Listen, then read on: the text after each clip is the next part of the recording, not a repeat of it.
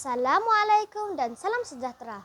Saya Ahmad Nurjahid bin Muhammad Nazri dari kelas 4 Al-Biruni. Hari ini saya ingin berkongsi tentang sebuah buku yang bertajuk Pippi Riding Hood. Buku ini ditulis oleh Amira Animati dan diterbitkan oleh Monster Studio.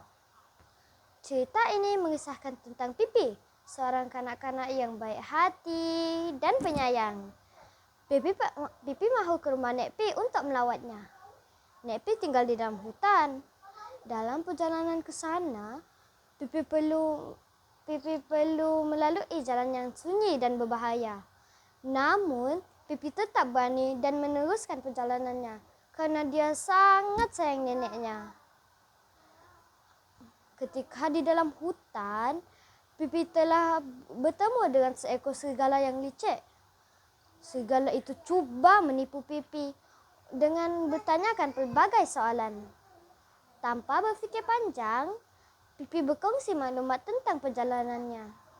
Akibatnya, serigala itu mengambil kesempatan untuk pergi ke rumah Nek Pi terlebih dahulu. Akhirnya, Pippi menyedari bahawa kesilapannya dan belajar supaya lebih berhati-hati. Watak kegemaran saya ialah Pippi kerana dia seorang yang baik hati, berani dan penyayang terhadap keluarganya.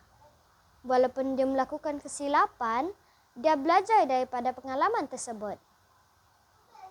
Antara pengajaran yang saya peroleh ialah pertama, kita mesti berhati-hati dengan orang yang tidak dikenali. Kedua, kita perlu mendengar nasihat ibu bapa. Ketiga, kita jangan mudah percaya kepada orang lain.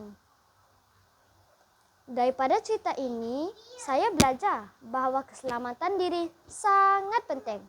Saya juga akan lebih berhati-hati apabila berjumpa dengan orang yang tidak dikenali.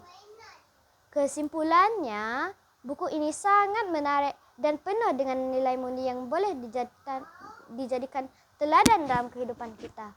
Sekian, terima kasih.